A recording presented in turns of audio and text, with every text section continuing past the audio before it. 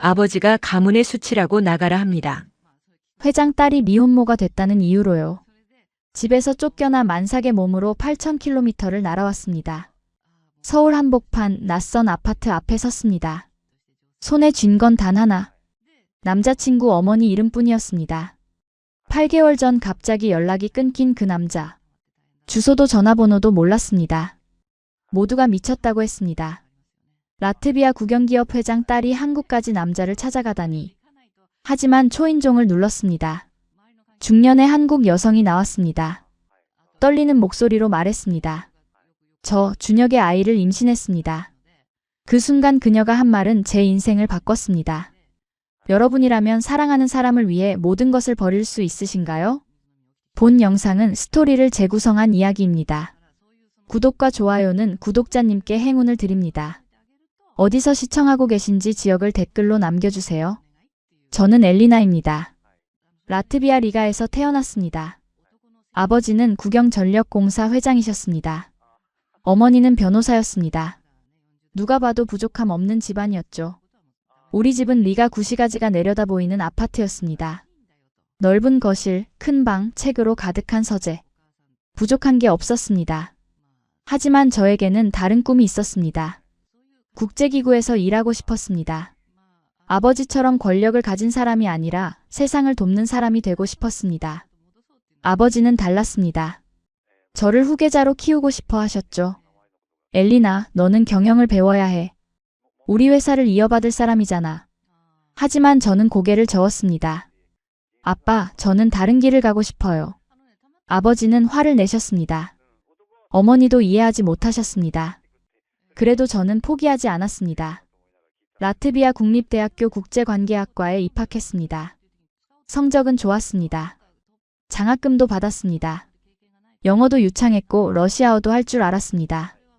아버지는 실망하셨지만 어쩔 수 없이 허락하셨습니다. 25살이 되던 해였습니다. 학교에서 국제문화축제를 열었습니다. 저는 자원봉사자로 참가했습니다. 각국 부스를 돌며 통역을 도왔습니다. 그날 한국 부스에 갔습니다. 색깔 선명한 한복을 입은 학생들이 보였습니다. 빨강, 노랑, 파랑. 라트비아에서는 볼 수 없는 색깔이었습니다. 떡볶이라는 음식을 나눠주고 있었습니다. 빨간 소스에 쌀떡이 들어있었습니다. 그때 누군가 말을 걸었습니다. 드셔보세요. 맵지만 맛있어요. 고개를 돌렸습니다. 한국 남학생이었습니다. 27쯤 돼 보였습니다. 환한 미소를 짓고 있었습니다. 눈이 반달 모양이었습니다. 저는 떡볶이를 받아 먹었습니다. 정말 매웠습니다. 입안이 얼얼했습니다. 하지만 중독성이 있었습니다. 달면서도 매웠습니다. 맛있네요. 남학생이 웃었습니다. 다행이네요. 저는 서준혁이라고 해요. 한국에서 온 교환학생이에요. 저는 엘리나예요. 라트비아 학생이죠. 우리는 악수했습니다. 준혁의 손이 따뜻했습니다. 악수가 단단했습니다. 어떤 전공이세요? 국제관계학이요. 당신은요? 토목공학이요. 한 학기 동안 교환학생으로 있어요. 라트비아에서 유럽 건축을 배우고 싶었거든요. 준혁은 친절했습니다. 라트비아에 대해 많이 물었습니다. 역사, 문화, 사람들에 대해서요. 저도 한국에 대해 물었습니다. 준혁은 서울 이야기를 했습니다. 한강, 남산, 경복궁 이야기를 했습니다.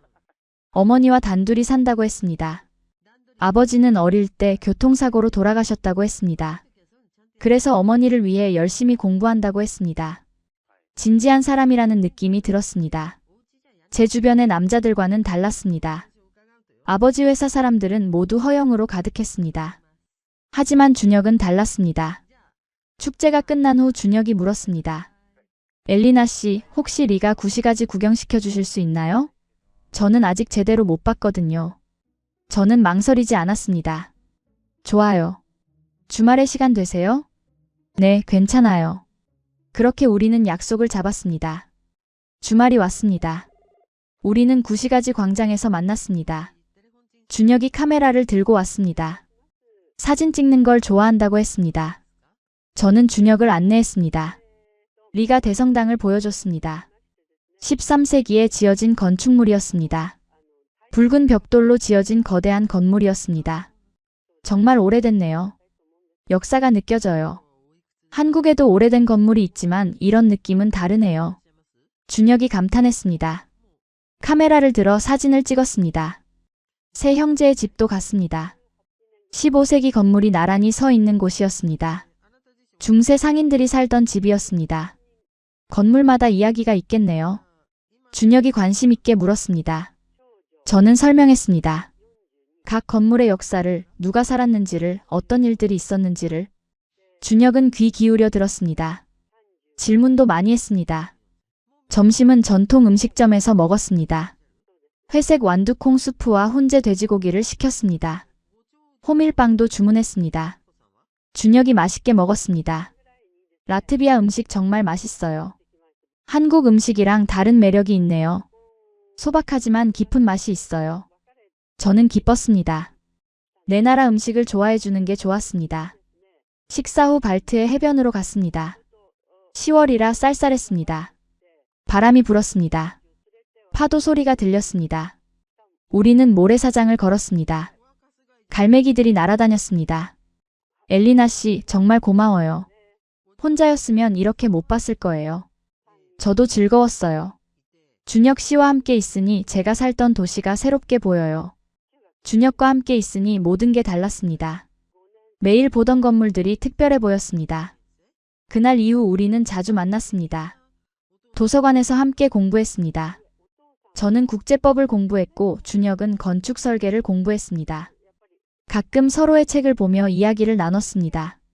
카페에서 차를 마셨습니다. 저는 홍차를 좋아했고 준혁은 커피를 좋아했습니다.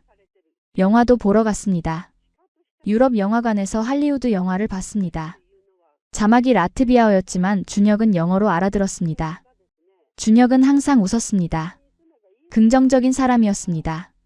어려운 일도 잘 극복할 거라고 믿는 사람이었습니다. 저도 그런 준혁이 좋았습니다.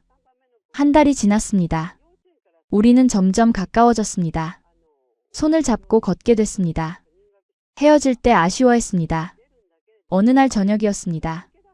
우리는 다우가바 강변을 걷고 있었습니다. 해가 지고 있었습니다. 하늘이 붉게 물들었습니다. 준혁이 걸음을 멈췄습니다. 진지한 표정으로 저를 봤습니다. 엘리나, 저는 당신이 좋아요. 처음 만난 순간부터 좋았어요. 제 심장이 빨리 뛰었습니다. 저도 준혁이 좋았습니다. 정말 좋았습니다. 하지만 걱정도 됐습니다. 준혁은 곧 한국으로 돌아가야 했습니다. 12월이면 교환학생 기간이 끝났습니다. 저도 준혁 씨가 좋아요. 하지만 곧 떠나잖아요. 준혁이 제 손을 잡았습니다. 어렵다는 거 알아요. 하지만 함께 방법을 찾아요. 요즘은 영상통화도 있고 메시지도 있잖아요. 그리고 제가 군대 제대하면 바로 당신을 만나러 올게요. 저는 고개를 끄덕였습니다. 약속해요? 약속할게요. 그렇게 우리는 연인이 됐습니다. 준혁과의 시간은 꿈 같았습니다. 매일 만났습니다. 함께 도서관에 갔고 함께 밥을 먹었습니다. 함께 웃었고 함께 꿈을 이야기했습니다. 우리는 미래를 이야기했습니다. 제가 한국에 돌아가면 대학을 마저 다녀야 해요. 그리고 군대에 가야 합니다. 준혁이 설명했습니다. 한국 남자는 의무적으로 군복무를 한다고 했습니다. 약 1년 반 걸린다고 했습니다. 군대에서는 핸드폰을 자유롭게 못 써요. 주말에만 쓸 수 있어요. 그것도 여건이 되면. 저는 불안했습니다. 그럼 연락이 어렵겠네요. 처음엔 그럴 거예요. 하지만 훈련소 끝나고 자대 배치받으면 나아질 거예요. 준혁은 제 손을 꼭 잡았습니다. 하지만 제대하면 바로 당신을 만나러 오겠다고 약속할게요. 그때까지 기다려줄래요? 저는 불안했습니다. 1년 반은 긴 시간이었습니다. 그 사이에 마음이 변할 수도 있었습니다. 하지만 준혁을 믿고 싶었습니다. 기다릴게요. 약속해요. 11월이 됐습니다. 날씨가 추워졌습니다. 눈이 내리기 시작했습니다. 크리스마스 마켓이 열렸습니다. 우리는 구시가지 광장에 갔습니다. 따뜻한 와인을 마셨습니다. 호두와 계피 향이 났습니다. 준혁이 목걸이를 사줬습니다. 발트의 호박으로 만든 목걸이였습니다. 따뜻한 황금빛이었습니다. 이걸 보면 저를 생각해 주세요. 준혁이 말했습니다. 저는 목걸이를 걸었습니다. 절대 벗지 않을게요. 저도 준혁에게 선물을 줬습니다. 라트비아 전통 문양이 새겨진 팔찌였습니다. 가죽으로 만든 팔찌였습니다. 준혁이 감동했습니다. 소중히 간직할게요. 군대에서도 찰 수 있으면 차고 있을게요. 12월이 됐습니다. 준혁의 귀국일이 다가왔습니다. 마지막 날이 왔습니다. 공항에 갔습니다. 리가 국제공항이었습니다. 사람들이 많았습니다. 준혁이 저를 꼭 안았습니다. 엘리나, 기다려줘요. 꼭 돌아올게요. 연락할게요. 절대 잊지 않을게요. 저는 울지 않으려고 했습니다. 하지만 눈물이 났습니다. 저도 기다릴게요. 꼭 연락해요.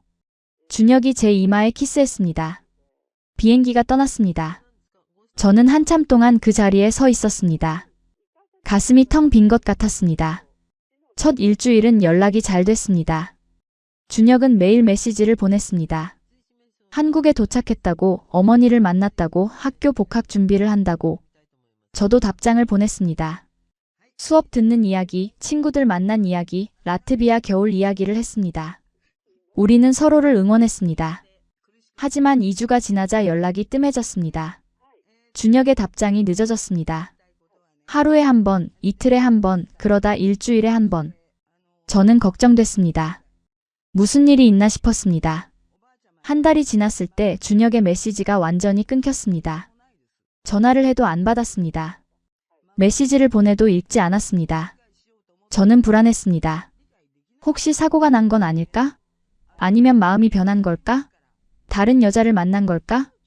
온갖 생각이 들었습니다. 밤마다 울었습니다. 친구들이 위로했습니다. 엘리나, 잊어버려. 외국 남자는 다 그래. 놀다가 떠나는 거야. 장거리 연애는 안 돼. 포기해. 하지만 저는 믿고 싶지 않았습니다. 준혁은 그런 사람이 아니라고 생각했습니다. 분명 이유가 있을 거라고 믿었습니다. 2달이 지났습니다. 여전히 소식이 없었습니다. 저는 포기해야 하나 고민했습니다. 그런데 그때 몸에 이상이 생겼습니다. 생리가 멈췄습니다. 처음에는 스트레스 때문이라고 생각했습니다. 준혁과 연락이 끊긴 충격이 컸으니까요. 밤마다 울었으니까요. 하지만 2달째 생리를 하지 않았습니다. 입덧도 시작됐습니다. 아침마다 속이 울렁거렸습니다. 냄새에 민감해졌습니다. 커피 냄새만 맡아도 토할 것 같았습니다. 친구가 말했습니다. 엘리나, 혹시 임신한 거 아니야? 병원 가봐. 저는 부정했습니다. 말도 안 돼. 하지만 마음 한구석이 불안했습니다. 약국에 가서 임신 테스트기를 샀습니다. 손이 떨렸습니다. 기숙사 화장실에서 검사를 했습니다. 2줄이 나타났습니다. 임신이었습니다. 다리에 힘이 풀렸습니다. 주저앉았습니다. 어떡하지? 준혁은 연락도 안 되는데? 저는 혼자인데? 학생인데? 눈물이 쏟아졌습니다. 부모님께 말씀드려야 했습니다. 집에 갔습니다. 회사에서 돌아오신 아버지와 어머니가 거실에 앉아 계셨습니다. 저는 소파에 앉았습니다. 손이 떨렸습니다. 아빠, 엄마, 저 임신했어요. 침묵이 흘렀습니다. 어머니가 얼어붙으셨습니다. 잔을 떨어뜨렸습니다. 물이 쏟아졌습니다. 아버지가 천천히 고개를 들었습니다. 얼굴이 빨개졌습니다. 뭐라고? 임신했어요. 3개월 됐어요. 아버지가 화를 내셨습니다. 소리를 지르셨습니다. 그 남자는 어디 있는데? 데려와. 저는 울면서 말했습니다. 한국으로 돌아갔어요. 연락이 안 돼요. 당장 병원 가서 지워. 우리 집안 망신이야. 네가 누군데 그래? 회장 딸이 이게 무슨 짓이야? 아버지가 소리쳤습니다. 책상을 쳤습니다. 물건들이 떨어졌습니다. 어머니도 울었습니다. 엘리나, 회장 딸이 어떻게 이럴 수가 있니? 사람들이 알면 어떡해? 우리 체면은 어떡하고? 저는 울면서 말했습니다. 미안해요. 하지만 이 아이를 낳고 싶어요. 아버지가 단호하게 말씀하셨습니다. 안 돼. 절대 안 돼. 네가 혼자 어떻게 키워? 일자리도 없고 돈도 없어. 현실을 봐. 하지만 이 아이는 말도 안 돼. 당장 병원 예약해. 내일 가서 수술 받아. 맞는 말이었습니다. 현실적으로 불가능했습니다. 하지만 제 마음은 달랐습니다. 이 아이는 준혁과 제 아이였습니다. 사랑의 결실이었습니다. 포기할 수 없었습니다. 친구들도 모두 낙태를 권했습니다. 엘리나, 정신 차려. 너 아빠가 회장이야. 스캔들 나면 어떡해? 아빠 회사도 망할 수 있어. 그 남자는 도망간 거야. 너 혼자 어떻게 키워? 낳으면 내 미래 끝이야. 모두가 반대했습니다. 저는 외로웠습니다. 아무도 제 편이 아니었습니다. 밤마다 준혁에게 메시지를 보냈습니다. 준혁아, 나 임신했어. 우리 아기야. 제발 연락해줘. 어디 있어? 왜 답장 안 해? 하지만 답장은 없었습니다. 읽음 표시도 뜨지 않았습니다. 저는 절망했습니다. 정말 준혁이 저를 버린 걸까요? 일부러 연락을 끊은 걸까요? 믿고 싶지 않았습니다. 병원에 갔습니다. 산부인과였습니다. 의사가 말했습니다. 임신 3개월입니다. 건강한 아기예요. 초음파 화면을 보여줬습니다. 작은 심장이 뛰고 있었습니다. 콩알만한 생명이었습니다. 그 순간 눈물이 났습니다. 이건 생명이구나. 제 아이구나. 낳을 건가요? 의사가 물었습니다. 저는 고개를 끄덕였습니다. 네, 낳을 거예요. 의사가 걱정스러운 표정으로 말했습니다. 산전 관리 잘 받아야 해요. 영양제도 먹고 정기검진도 받아야 합니다. 혼자 키울 준비가 돼 있나요? 저는 대답했습니다. 알겠습니다. 준비할게요. 하지만 속으로는 걱정이 됐습니다. 돈이 많지 않았으니까요. 부모님과의 관계가 안 좋아졌습니다. 아버지는 저를 보지도 않으셨습니다. 어머니는 울기만 하셨습니다. 집을 나왔습니다. 친구 집에서 얼마간 지냈습니다. 아르바이트를 찾았습니다. 카페에서 일했습니다. 배가 나오기 전까지 일했습니다. 돈을 모았습니다. 아기를 위해서였습니다. 하지만 충분하지 않았습니다. 임신 5개월이 됐을 때 일자리를 잃었습니다. 사장이 말했습니다. 임신부는 일하기 힘들잖아. 미안해. 저는 다시 막막해졌습니다. 그때 결심했습니다. 한국에 가야겠다고. 준혁을 찾아야 했습니다. 직접 만나서 이야기해야 했습니다. 아이가 있다는 것을 알려줘야 했습니다. 하지만 방법이 막연했습니다.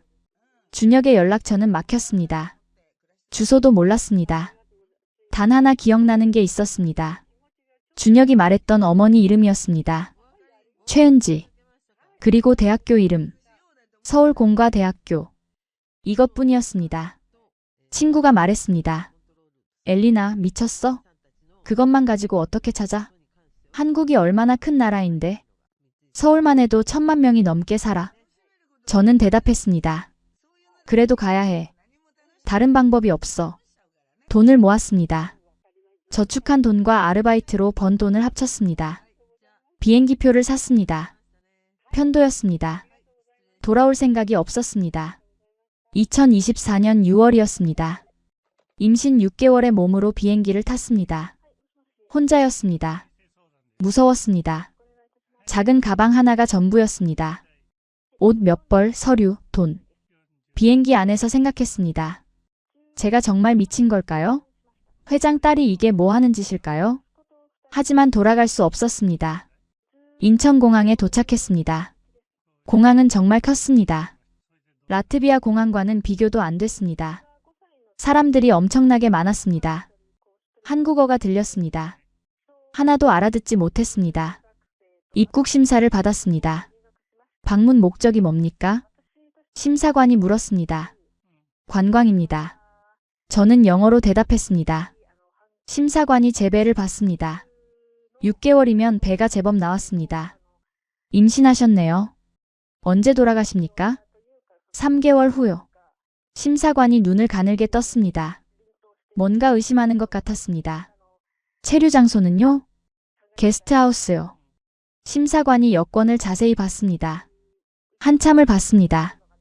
다행히 통과했습니다. 공항을 나왔습니다. 서울의 공기를 마셨습니다. 낯선 나라였습니다. 어떻게 해야 하지? 일단 숙소를 찾았습니다. 인터넷으로 예약한 게스트하우스였습니다. 싼 곳이었습니다. 하루에 3만 원이었습니다. 환전한 돈이 150만 원 정도였습니다. 아껴 써야 했습니다. 회장 딸이었던 저는 생전 처음 이렇게 싼 숙소에 묵었습니다. 방은 작았습니다. 침대 하나, 책상 하나가 전부였습니다. 하지만 어쩔 수 없었습니다. 짐을 풀고 계획을 세웠습니다. 먼저 서울공과대학교를 찾아가야 했습니다. 준혁이 다닌 학교였습니다. 거기서 단서를 찾을 수 있을 것 같았습니다. 다음 날 아침 일찍 일어났습니다. 지하철을 탔습니다. 한국 지하철은 정말 복잡했습니다. 노선도를 이해하기 어려웠습니다. 색깔별로 선이 그어져 있었습니다. 사람들에게 물어봤습니다. 영어가 통하지 않았습니다. 답답했습니다. 번역 앱을 깔았습니다. 그걸로 소통했습니다. 겨우 학교에 도착했습니다. 캠퍼스가 넓었습니다. 건물들이 많았습니다. 학생들이 많이 다녔습니다. 저는 행정실을 찾아갔습니다. 직원에게 물었습니다. 번역 앱으로요. 서준혁이라는 학생을 찾고 있어요. 토목공학과요. 직원이 난처한 표정을 지었습니다. 개인정보라서 알려줄 수 없습니다. 저는 애원했습니다. 제가 그 사람의 아이를 임신했어요. 연락이 안 돼요. 제발 도와주세요. 배를 보여줬습니다. 직원이 당황했습니다. 잠시만요, 라고 하더니 누군가를 불렀습니다. 학생지원팀장이 나왔습니다. 40대 중반쯤 돼 보이는 남자였습니다. 제 사정을 들었습니다. 안타까운 표정이었습니다. 규정상 정보를 줄 수 없습니다.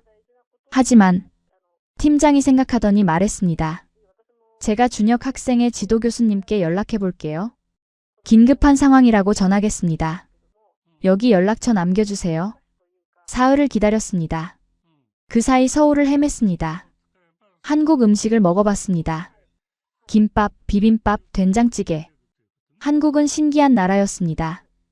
깨끗했습니다. 사람들이 많았습니다.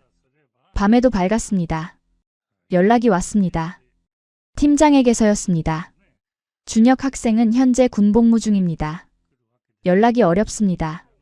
하지만 어머니 연락처를 알아냈습니다. 제 심장이 뛰었습니다. 드디어 실마리를 찾았습니다. 번호를 받았습니다. 손이 떨렸습니다. 전화를 걸었습니다. 신호음이 울렸습니다. 누군가 받았습니다. 여보세요? 중년 여성의 목소리였습니다. 부드러운 목소리였습니다. 저는 영어로 말했습니다. 최은지 님이신가요? 잠시 침묵이 흘렀습니다. 네, 그런데 누구세요? 영어를 잘 못하는데. 저는 엘리나라고 합니다. 라트비아에서 왔어요. 준혁을 찾고 있습니다. 또 침묵이었습니다. 길게 느껴졌습니다. 준혁이 왜요? 무슨 일이세요? 만나서 말씀드리고 싶어요. 중요한 이야기예요. 지금 한국에 계신 거예요? 네, 서울에 있어요. 은지 씨가 한숨을 쉬었습니다. 알겠어요. 주소 알려드릴게요. 내일 오세요. 전화가 끊어졌습니다. 저는 떨렸습니다. 드디어 만나는구나. 그날 밤 잠을 잘 수 없었습니다. 다음 날 아침 일찍 준비했습니다. 깨끗한 옷을 입었습니다. 머리를 정리했습니다. 거울을 봤습니다. 창백한 얼굴이었습니다. 배가 불러 있었습니다. 임신 7개월이었습니다. 주소를 찾아갔습니다. 강남구 아파트였습니다. 지하철을 타고 갔습니다. 강남역에서 내렸습니다. 사람들이 정말 많았습니다. 아파트를 찾았습니다. 생각보다 좋은 동네였습니다. 고급 아파트였습니다. 주차장에 비싼 차들이 많았습니다. 아파트 앞에 섰습니다. 숨을 깊이 들이쉬었습니다. 준혁의 어머니를 만나는구나. 첫인상이 중요했습니다. 초인종을 눌렀습니다. 문이 열렸습니다. 50대 중반쯤 돼 보이는 여성이 나왔습니다. 단정한 옷차림이었습니다. 화장은 연하게 했습니다. 표정은 굳어 있었습니다. 엘리나 씨인가요? 은지 씨가 물었습니다. 영어가 서툴렀지만 알아들을 수 있었습니다. 네. 들어와요. 집 안으로 들어갔습니다. 깨끗하고 정돈된 집이었습니다. 거실이 넓었습니다. 가구들이 고급스러웠습니다. 벽에 액자들이 걸려 있었습니다. 준혁의 사진이 보였습니다. 고등학교 졸업사진 같았습니다. 교복을 입고 있었습니다. 거실 소파에 앉았습니다. 은지 씨가 물을 가져왔습니다. 그리고 마주 앉았습니다. 무슨 일로 우리 준혁을 찾는 거죠? 은지 씨가 물었습니다. 목소리는 조심스러웠습니다. 저는 떨리는 목소리로 말했습니다. 저는 라트비아에서 준혁을 만났어요. 작년에요. 교환학생 때요. 은지 씨가 고개를 끄덕였습니다. 교환학생 갔을 때 말이죠. 준혁이 이야기했어요. 라트비아가 좋았다고. 네. 우리는 사랑했어요. 그리고 준혁은 12월에 한국에 돌아왔어요. 하지만 연락이 끊겼어요. 메시지도 전화도 안 받아요. 은지 씨의 표정이 어두워졌습니다. 그리고요? 저는 배를 가리켰습니다. 저는 준혁의 아이를 임신했어요. 은지 씨가 숨을 멈췄습니다. 눈이 커졌습니다. 손으로 입을 막았습니다. 뭐라고요? 7개월 됐어요. 곧 태어나요. 은지 씨가 눈물을 글썽이셨습니다. 그래서 준혁을 찾아서 혼자 여기까지 온 거예요? 네. 준혁과 연락이 안 돼요. 전화도 메시지도 막혔어요. 그래서 직접 찾아왔어요. 이 아이의 아버지를 찾아야 했어요. 저도 눈물이 났습니다. 은지 씨가 고개를 떨구었습니다. 한참 동안 말이 없었습니다. 저는 기다렸습니다. 불안했습니다. 화를 낼까요? 아니면 쫓아낼까요? 은지 씨가 입을 열었습니다. 준혁은 지금 군대에 있어요. 군대요? 네. 훈련소에 들어갔어요. 그래서 연락이 끊긴 거예요. 핸드폰을 쓸 수 없거든요. 저는 깨달았습니다. 그래서 연락이 안 됐구나. 준혁이 저를 버린 게 아니었구나. 정말 준혁 아이가 맞나요? 은지 씨가 물었습니다. 조심스러운 목소리였습니다. 확실해요. 준혁밖에 없어요. 은지 씨가 한숨을 쉬었습니다. 그리고 눈물을 흘렸습니다. 미안해요. 정말 미안해요. 저는 어리둥절했습니다. 왜 사과하시는 거죠? 준혁이 연락을 못한 게 제 탓 같아서요. 제가 군대 가라고 재촉했거든요. 입대 전에 정신 없었어요. 준비할 게 많았고요. 라트비아 이야기는 들었어요. 하지만 그냥 여행에서 만난 친구인 줄만 알았어요. 이렇게 심각한 사이인 줄은 몰랐어요. 은지 씨가 제 손을 잡았습니다. 엘리나 씨, 일단 병원부터 가요. 배가 많이 불렀네요. 검진 받아야 해요. 하지만 돈이 없어요. 병원비가 비쌀 거예요. 은지 씨가 고개를 저었습니다. 걱정 마세요. 제가 다 해결할게요. 일단 제 손주를 지켜야죠. 손주라는 말에 가슴이 뭉클했습니다. 은지 씨는 저를 인정해주는 거였습니다. 그날 바로 병원에 갔습니다. 일주일 입원했습니다. 영양주사를 맞았습니다. 제대로 된 식사를 했습니다. 오랜만에 편하게 쉬었습니다. 의사 선생님이 말씀하셨습니다. 영양 상태가 좋지 않네요. 스트레스도 많이 받으신 것 같고요. 당분간 입원해서 관리받는 게 좋겠어요. 은지 씨는 매일 병문안을 왔습니다. 과일을 사오고 음식을 만들어 왔습니다. 미역국, 삼계탕, 갈비찜. 한국 음식이었습니다. 저를 친딸처럼 대했습니다. 많이 먹어야 해. 아기한테 영양이 가야지. 엘리나 씨, 우리 집에서 지내요. 게스트하우스는 불편하잖아요. 저는 망설였습니다. 폐가 될까 봐요. 너무 감사한데? 은지 씨가 손사래를 쳤습니다. 무슨 소리예요? 우리 며느리인데? 당연히 우리 집에서 지내야죠. 며느리라는 말이 낯설었습니다.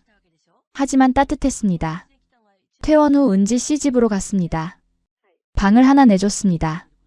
준혁의 방이었습니다. 책상 위에 준혁의 물건들이 있었습니다. 책, 노트, 사진들. 사진 속 준혁이 웃고 있었습니다. 보고 싶었습니다. 은지 씨가 챙겨줬습니다. 아침마다 식사를 만들어줬고 병원 검진도 함께 갔습니다. 출산 준비도 도와줬습니다. 아기 옷을 사고 침대를 준비했습니다. 저는 감사했습니다. 한국의 의료 시스템이 놀라웠습니다. 정기검진이 잘 되어 있었습니다. 2주에 한 번씩 병원에 갔습니다. 산모 수첩을 받았습니다. 거기에 모든 기록이 남았습니다. 초음파를 정기적으로 봤습니다. 아기가 화면에 나타났습니다. 손가락을 빨고 있었습니다. 건강하게 자라고 있었습니다. 병원마다 정보가 공유됐습니다. 응급 상황에 대비할 수 있었습니다. 더 놀란 건 외국인에게도 똑같이 적용된다는 거였습니다. 제가 라트비아 사람이어도 차별이 없었습니다. 라트비아에서는 상상도 못할 일이었습니다. 외국인은 병원비가 비쌌습니다. 차별도 있었습니다. 한국은 왜 이렇게 잘해줘요? 저는 외국인인데요. 은지 씨가 대답했습니다. 당신은 우리 손주를 낳을 사람이에요. 그리고 한국은 원래 그래요. 어려운 사람을 돕는 게 당연하죠. 우리 문화예요. 그 말이 마음에 와닿았습니다. 한국어를 배우기 시작했습니다. 은지 씨가 가르쳐 줬습니다. 아침마다 앉아서 공부했습니다. 안녕하세요. 감사합니다. 사랑해요. 간단한 문장들이었지만 뿌듯했습니다. 은지 씨가 이웃들에게 저를 소개했습니다. 우리 아들 여자친구예요. 라트비아에서 왔어요. 곧 아기 낳아요. 이웃들이 축하해줬습니다. 아기용품을 가져다 줬습니다. 누군가는 옷을 주고 누군가는 장난감을 줬습니다. 분유도 주고 기저귀도 줬습니다. 힘들면 언제든 말해요. 도움 필요하면 불러요. 다들 친절했습니다. 한국 사람들의 정을 느꼈습니다. 동네 마트에 갔습니다. 처음에는 무서웠습니다. 혼자 장을 본 적이 없었으니까요. 한국어도 서툴렀습니다. 하지만 직원들이 도와줬습니다. 뭐 찾으세요? 번역 앱으로 소통했습니다. 친절하게 안내해줬습니다. 계산할 때도 천천히 기다려줬습니다. 어느 날 길을 잃었습니다. 은지 씨 집으로 돌아가는 길을 몰랐습니다. 당황했습니다. 한국어도 서툴렀습니다. 지나가던 할머니가 저를 봤습니다. 괜찮아요? 어디 가려고요? 할머니가 물었습니다. 저는 번역 앱을 보여줬습니다. 주소를 보여드렸습니다. 할머니가 웃었습니다. 나도 그쪽 가는 길이에요. 같이 가요. 할머니와 걸었습니다. 할머니가 이런저런 이야기를 했습니다. 한국어라서 다 알아듣지는 못했습니다. 하지만 따뜻한 느낌은 전해졌습니다. 집 앞까지 데려다 줬습니다. 할머니가 손을 흔들며 갔습니다. 감사했습니다. 한국의 치안도 놀라웠습니다. 밤에 혼자 걸어도 무섭지 않았습니다. 라트비아에서는 상상도 못할 일이었습니다. 밤거리가 밝았습니다. 가로등이 많았습니다. 사람들이 많았습니다. 카메라가 곳곳에 있었습니다. 안전하다는 느낌이 들었습니다. 경찰도 친절했습니다. 한 번은 지갑을 잃어버렸습니다. 지하철역에서였습니다. 완전히 패닉에 빠졌습니다. 돈도 있고 카드도 있었으니까요. 영무원에게 도움을 청했습니다. 지갑을 잃어버렸어요. 번역 앱으로 말했습니다. 영무원이 분실물센터에 연락해줬습니다. 놀랍게도 지갑이 있었습니다. 누군가 주워서 맡겼다는 거였습니다. 돈도 카드도 그대로였습니다. 하나도 빠진 게 없었습니다. 믿기지 않았습니다. 라트비아였다면 절대 돌아오지 않았을 겁니다. 정말 감사합니다. 저는 눈물을 흘렸습니다. 한국은 정말 신기한 나라였습니다. 임신 8개월이 됐습니다. 배가 정말 많이 불렀습니다. 걷기도 힘들었습니다. 계단을 오르내리기가 어려웠습니다. 은지 씨가 항상 옆에 있어줬습니다. 팔을 잡아줬고 천천히 걸었습니다. 어느 날 은지 씨가 말했습니다. 엘리나, 준영 면회 갈 수 있대요. 훈련소 끝나고 자대 배치받았어요. 제 심장이 뛰었습니다. 드디어 만나는구나. 7개월 만이었습니다. 면회 날이 왔습니다. 부대는 서울에서 멀었습니다. 경기도 어딘가였습니다. 차로 2시간 걸렸습니다. 은지 씨가 운전했습니다. 저는 옆자리에 앉았습니다. 저는 긴장했습니다. 손에 땀이 났습니다. 준혁이 뭐라고 할까? 저를 반가워할까? 아니면 부담스러워할까? 은지 씨가 말했습니다. 걱정 마. 준혁이 좋아할 거야. 네가 여기까지 온 걸 알면 감동할 거야. 부대 앞에 도착했습니다. 군인들이 보였습니다. 다들 짧은 머리에 군복을 입고 있었습니다. 면회실로 들어갔습니다. 사람들이 많았습니다. 가족들이 군인을 기다리고 있었습니다.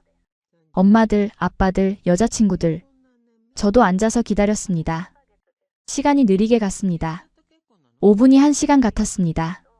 그때 문이 열렸습니다. 군인들이 들어왔습니다. 한 명씩 들어왔습니다. 준혁을 찾았습니다. 저기 있었습니다. 군복을 입은 준혁이었습니다. 머리가 짧았습니다. 얼굴이 조금 여위였습니다. 하지만 여전히 준혁이었습니다. 준혁이 은지 씨를 봤습니다. 웃으며 다가왔습니다. 엄마. 그리고 저를 봤습니다. 멈췄습니다. 얼어붙었습니다. 엘리나. 준혁의 눈이 커졌습니다. 믿을 수 없다는 표정이었습니다. 네. 준혁의 눈이 제 배로 향했습니다. 커진 배였습니다. 임신 8개월이었습니다. 준혁의 얼굴이 하얘졌습니다. 입이 벌어졌습니다. 저게 당신 아이예요. 준혁이 주저앉았습니다. 의자에 털썩 앉았습니다. 손으로 얼굴을 가렸습니다. 미안해. 정말 미안해. 준혁이 울었습니다. 왜 연락 안 했어요? 저도 울먹였습니다. 입대하고 훈련소에 들어갔어요. 핸드폰을 못 쓰게 됐어요. 편지도 제대로 못 썼고요. 연락하고 싶었어요. 매일 당신 생각했어요. 하지만 방법이 없었어요. 정말 미안해요. 저는 울었습니다. 저는 당신이 저를 버린 줄 알았어요. 연락이 안 돼서 정말 무서웠어요. 혼자였어요. 준혁도 울었습니다. 절대 아니에요. 당신을 사랑해요. 지금도요. 버릴 리가 없잖아요. 은지 씨가 말했습니다. 준혁아, 엘리나가 라트비아에서 혼자 한국까지 왔어. 너를 찾아서. 몇 달 동안 혼자 고생했어. 준혁이 제 손을 잡았습니다. 정말 미안해요. 당신 혼자 얼마나 힘들었어요? 부모님은 뭐라고 하셨어요? 반대하셨어요. 집에서 나왔어요. 준혁이 눈물을 흘렸습니다. 미안해요. 정말 미안해요. 준혁이 제 배를 조심스럽게 만졌습니다. 우리 아기예요. 곧 만날 수 있겠네요. 정말 신기해요. 네. 2달 남았어요. 준혁이 말했습니다. 엘리나, 결혼해 줄래요? 제가 제대로 책임질게요. 우리 셋이 행복하게 살게요. 저는 놀랐습니다. 지금 청혼하는 거예요? 늦었지만 정식으로 하고 싶어요. 나랑 결혼해줘요. 저는 울면서 대답했습니다. 네, 결혼할게요. 면회 시간이 끝났습니다. 1시간은 너무 짧았습니다. 제가 휴가 나올 때까지 기다려줘요. 곧 볼 수 있을 거예요. 엄마가 잘 챙겨주실 거예요. 네, 기다릴게요. 저는 손을 흔들었습니다. 돌아오는 차 안에서 은지 씨가 말했습니다. 다행이다. 이제 가족이 됐네. 우리 준혁이 정말 기뻐하더라. 저도 미소 지었습니다. 네, 가족이에요. 임신 9개월이 됐습니다. 출산 예정일이 다가왔습니다. 불안했습니다. 출산이 처음이었으니까요. 은지 씨가 안심시켰습니다. 걱정 마. 내가 옆에 있을게. 병원도 다 준비돼 있어. 출산 가방을 쌌습니다. 아기 옷, 기저귀, 수건. 필요한 것들을 챙겼습니다. 병원과도 미리 연락했습니다. 응급 상황에 대비했습니다. 어느 날 밤이었습니다. 저는 잠을 자고 있었습니다. 갑자기 배가 아프기 시작했습니다. 진통이었습니다. 규칙적으로 왔습니다. 어머니 아파요. 은지 씨를 깨웠습니다. 은지 씨가 벌떡 일어났습니다. 병원 가자. 가방 챙겼지? 네. 택시를 탔습니다.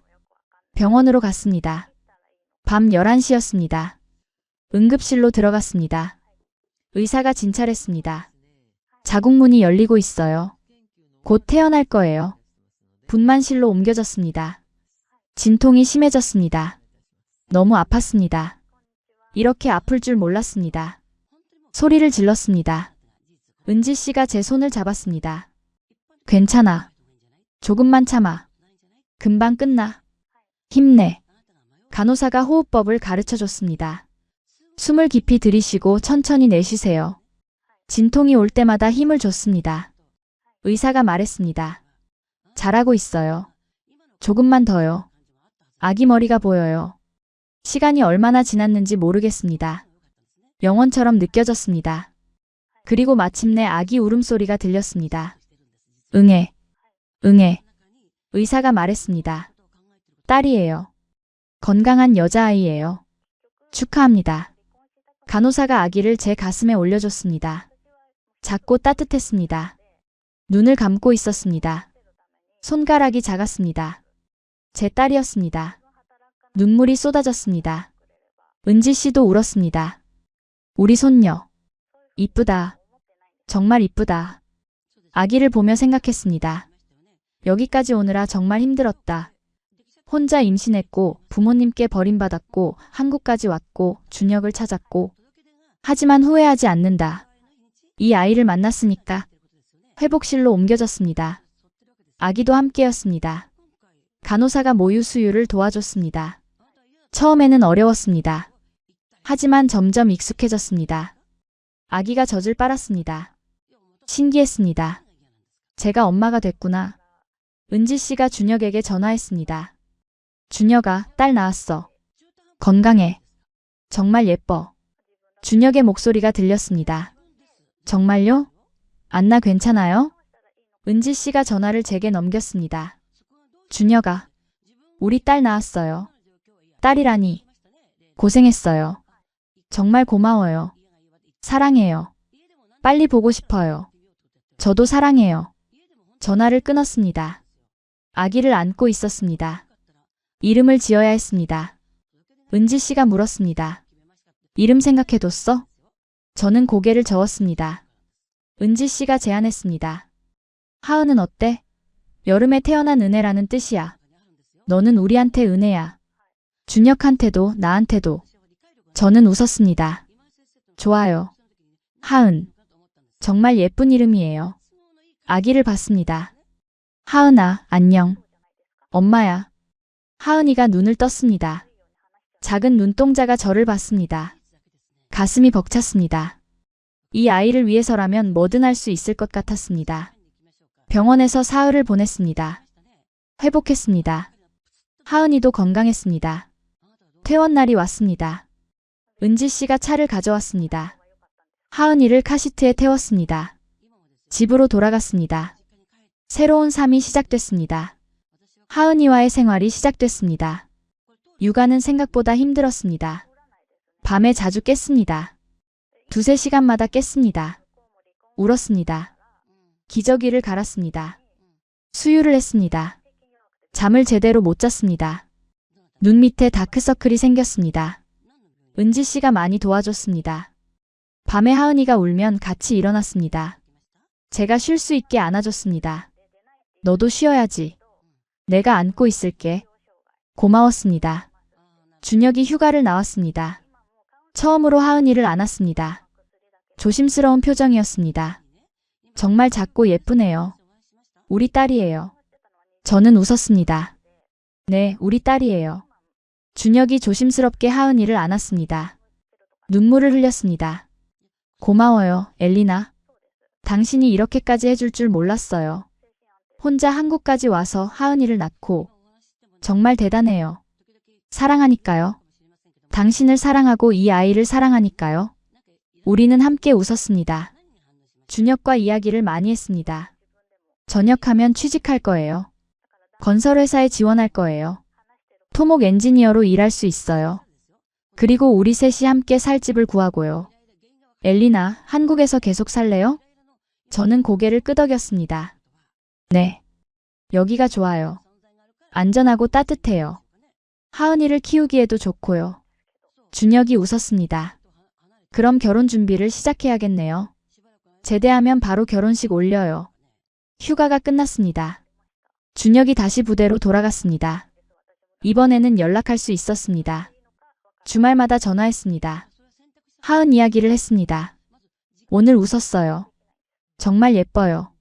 오늘 100일 촬영했어요. 사진 보낼게요. 준혁은 모든 걸 궁금해했습니다. 저는 생각했습니다. 이제 제대로 된 가족이 되는구나. 하지만 걱정도 있었습니다. 돈이었습니다. 은지 씨에게 계속 신세를 질 수는 없었습니다. 일을 해야 했습니다. 하지만 하은이가 너무 어렸습니다. 어떻게 해야 할까? 은지 씨에게 말했습니다. 어머니, 제가 일을 하고 싶어요. 은지 씨가 물었습니다. 무슨 일을 하고 싶은데? 저는 고민했습니다. 라트비아에서는 국제관계학을 공부했어요. 하지만 여기서는 어려울 것 같아요. 한국어가 완벽하지 않으니까요. 은지 씨가 생각하더니 말했습니다. 온라인으로 뭔가 해보는 건 어때? 집에서 할 수 있잖아. 하은이 보면서 할 수 있고. 온라인요? 네. 요즘은 인터넷으로 장사를 많이 해. 쇼핑몰이나 그런 거. 저는 눈이 반짝였습니다. 라트비아 물건을 팔 수 있을 것 같아요. 한국에 없는 것들이요. 은지 씨가 좋아했습니다. 좋은 생각이네. 한번 해봐. 저는 라트비아에 있는 친구들에게 연락했습니다. 물건을 보내달라고 부탁했습니다. 수공예품, 전통 의상, 호박 장신구. 한국에 없는 독특한 것들이었습니다. 온라인 쇼핑몰을 열었습니다. 인스타그램, 네이버 스마트 스토어를 만들었습니다. 사진을 찍어서 올렸습니다. 설명을 썼습니다. 처음에는 반응이 없었습니다. 하지만 점점 주문이 들어왔습니다. 사람들이 신기해했습니다. 라트비아 물건이 특별하다고 했습니다. 호박 목걸이 정말 예뻐요. 전통 의상이 독특해요. 저는 열심히 일했습니다. 하은이가 자는 시간에 포장하고 배송했습니다. 답변도 열심히 했습니다. 수입이 생겼습니다. 많지는 않았습니다. 하지만 뿌듯했습니다. 제 힘으로 버는 돈이었으니까요. 은지 씨에게 말했습니다. 어머니, 생활비 드릴게요. 은지 씨가 손사래를 쳤습니다. 됐어. 너는 하은 키우는데 써. 하지만 저는 고집했습니다. 제가 드리고 싶어요. 감사의 표시예요. 은지 씨가 눈물을 글썽였습니다. 고마워, 엘리나. 정말 기특해. 우리 며느리 자랑스러워. 한국어도 점점 늘었습니다. 은지 씨와 대화하고 이웃들과 인사하며 배웠습니다. 한국 드라마도 봤습니다. 처음에는 자막을 봤지만 점점 대사가 들렸습니다. 하은에게도 한국어로 말했습니다. 하은아, 엄마가 있어요. 우리 하은 예뻐요. 한국 문화도 배웠습니다. 명절에는 송편을 만들었습니다. 김장도 도왔습니다. 은지 씨가 가르쳐줬습니다. 이게 우리 전통이야. 이렇게 배추를 절이고 양념을 하고. 저는 열심히 배웠습니다. 한국이 제 나라가 되고 있었습니다. 준혁이 전역했습니다. 2024년 10월이었습니다. 공항에서 기다렸습니다. 하은이를 안고 있었습니다. 이제 100일이 지난 아기였습니다. 준혁이 나왔습니다. 군복이 아닌 사복을 입고 있었습니다. 머리도 자랐습니다. 우리를 봤습니다. 뛰어왔습니다. 엘리나, 하은. 하은이를 안았습니다. 아빠야. 하은아, 아빠란다. 집으로 돌아왔습니다. 온 가족이 모였습니다. 은지 씨가 저녁을 준비했습니다. 함께 식사했습니다. 따뜻했습니다. 행복했습니다. 이제 결혼식을 올려야죠. 준혁이 말했습니다. 결혼식을 준비했습니다. 크게 하지는 않았습니다. 가족과 친한 친구들만 초대했습니다. 저는 웨딩드레스를 입었습니다. 거울을 봤습니다. 예뻤습니다. 준혁이 턱시도를 입었습니다. 멋있었습니다. 식장에 들어섰습니다. 사람들이 박수를 쳤습니다. 은지 씨가 하은이를 안고 울고 있었습니다. 행복한 눈물이었습니다. 주례 선생님이 말했습니다.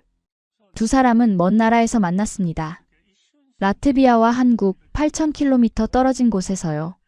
많은 어려움을 겪었습니다. 연락이 끊겼고 혼자 임신했고 찾아왔습니다. 하지만 사랑으로 이겨냈습니다. 축하합니다. 우리는 서약했습니다. 서로 사랑하고 존중하겠다고. 평생 함께하겠다고. 반지를 교환했습니다. 키스를 했습니다. 사람들이 환호했습니다.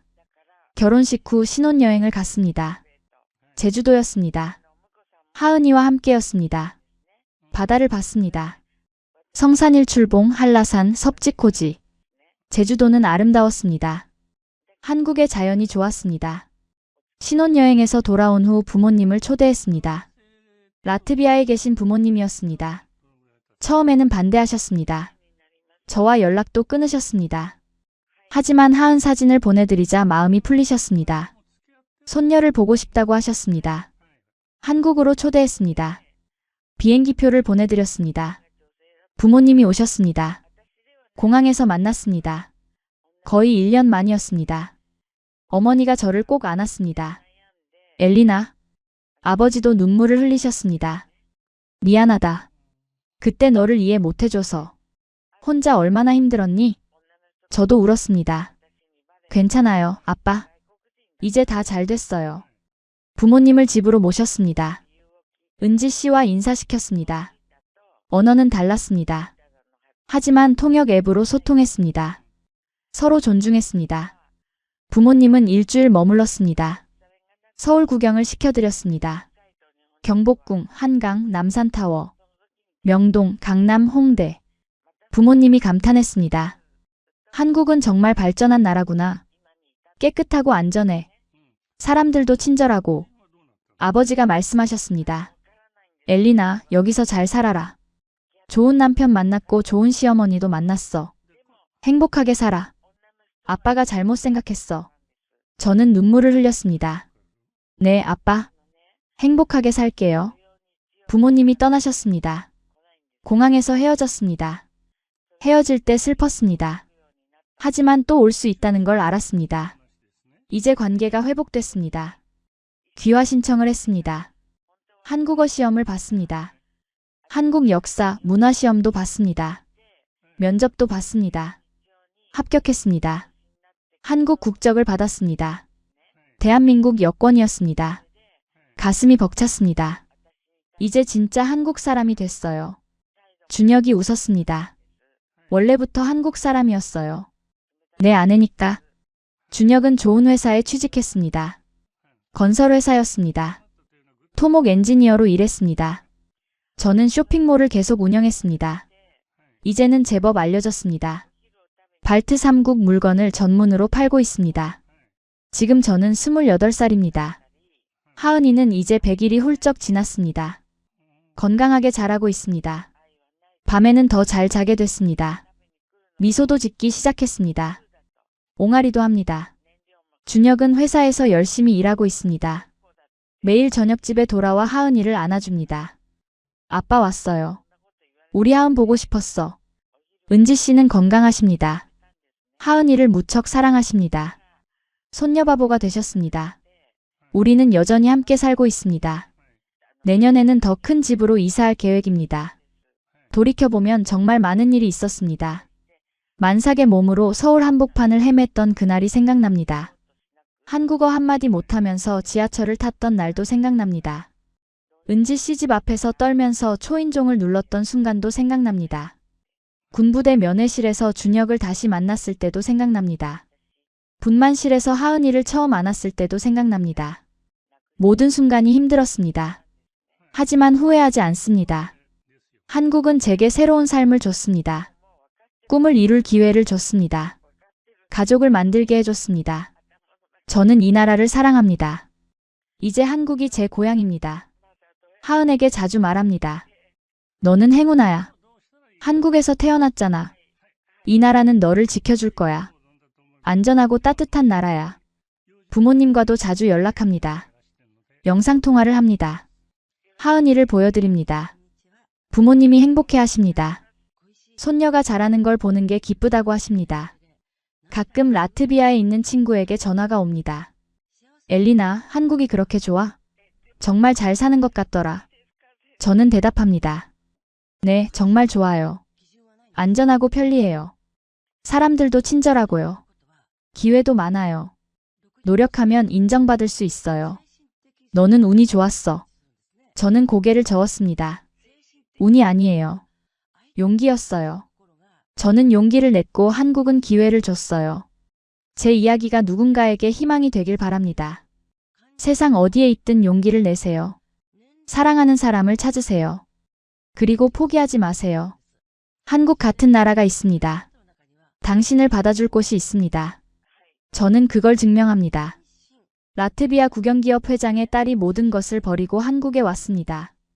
행복하게 살고 있습니다. 당신도 할 수 있습니다. 사랑은 국경을 넘습니다. 용기는 불가능을 가능하게 만듭니다. 그리고 한국은 당신을 따뜻하게 받아줄 것입니다. 밤에 하은이를 재우며 생각합니다. 이 아이가 자라서 제 이야기를 들으면 뭐라고 할까요? 아마도 이렇게 말하겠죠. 엄마, 대단해요. 용감했어요. 저를 위해 그렇게까지 해줘서 고마워요. 저는 웃으며 대답할 겁니다. 아니야. 엄마는 그냥 너를 사랑했을 뿐이야. 그리고 아빠를 사랑했어. 그게 전부야. 창밖을 봅니다. 서울의 야경이 보입니다. 밝고 안전한 도시입니다. 이곳이 제 집입니다. 이곳이 하은이의 고향입니다. 이것이 제 이야기입니다. 엘리나의 이야기입니다. 그리고 희망의 이야기입니다. 한국에서 계속 살고 싶습니다. 이 나라가 제 집입니다.